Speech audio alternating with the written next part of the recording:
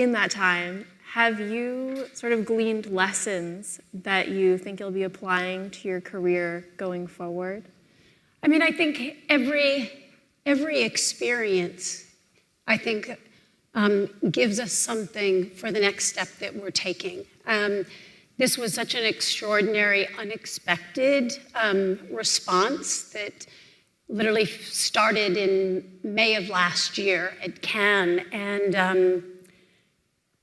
you know, it's an amazing thing when you don't have any expectations, everything is a gift. And everything during this whole process, but most especially, I think the response on the flight here, a young woman, maybe 22, 23, came up to me and thanked me for the film because she said it changed her life and how she was holding and valuing herself.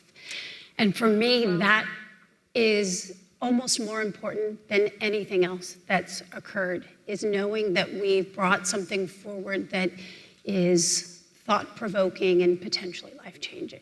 Well, I mean, I think that there was an aspect in the film. I think it touched on our humanness. It touched on that place within each of us where we can be harsh and or almost cruel and violent in our self-judgment.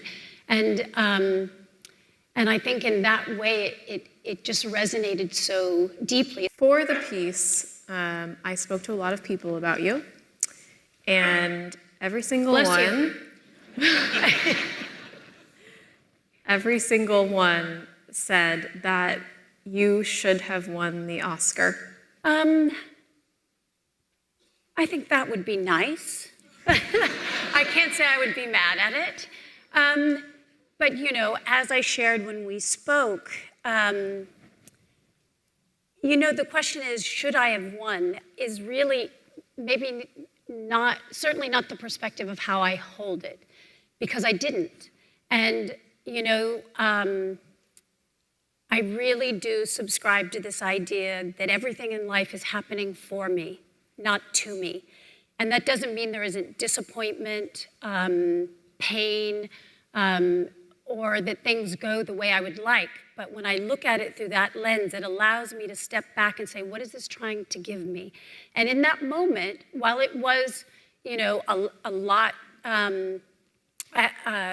was, you know, being projected that I would win.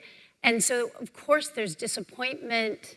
I also immediately recognized that there is something that is greater that I am to be in service to, even if I don't know what that is, that there is a reason. And when you think about what's next and what maybe that open door is that you still need to walk through, you have been such a big part of this cultural moment where women in their 50s, 60s, 70s are being celebrated and recognized, and there's stories being told about them that haven't before. And that's very exciting. What are the stories that you really want to see told? Oh, I mean, that's a very big question. What are the stories? I think I think that I don't know if I have an exact answer of what the exact story. I think that it's more about opening the door to really sharing and showing the truth of who we are today. You know, and which is very different than what it may have been at another time. Our viability, you know, I think that there was a sense of things ending at a certain point as opposed to the reality, which is just that we're evolving. It's not ending. And I also have thought recently about this idea that aging and being old are not the same thing. And somehow we've confused that. And that aging actually is a tremendous gift. I mean, I would not trade, literally. I mean, it's a gift to age. It is a gift. And when we start changing how we hold it, our experience of it will change. What do you think is at the root of our anxiety about aging, about getting older? I think we associate it with loss as opposed to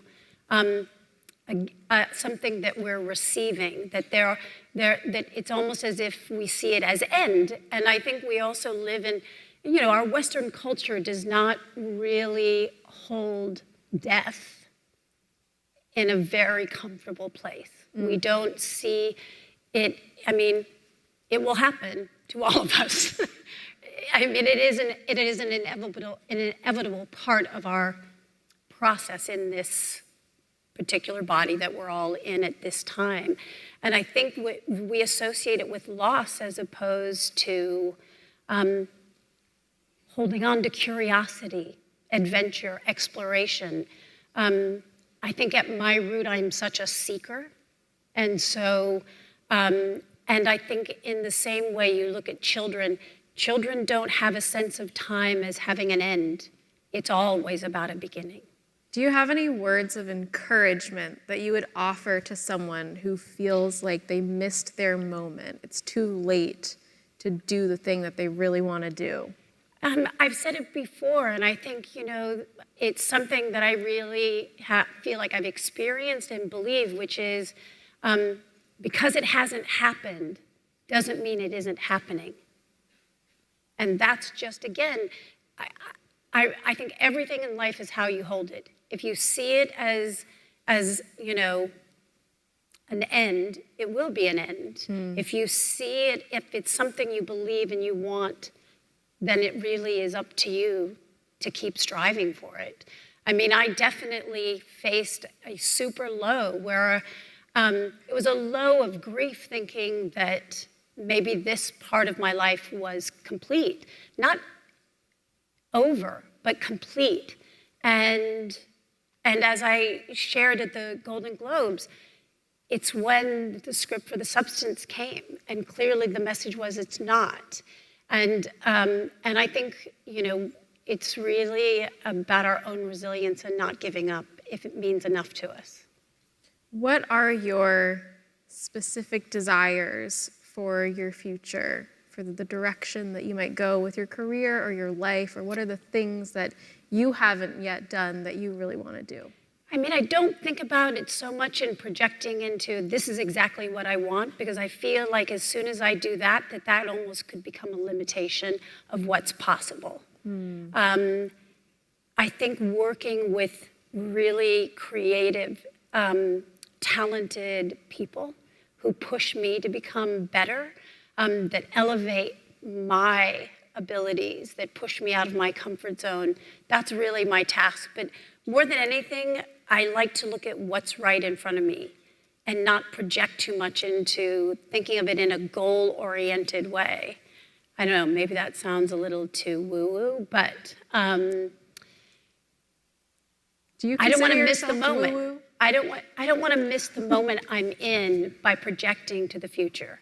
I'm just excited about, what do I want? I'd like to keep working. I'd like to keep growing. I want to stay in gratitude. I want to never take life for granted. I want to spend more time with the people I love. Those are the simple things. I think that's sort of what we all want, right?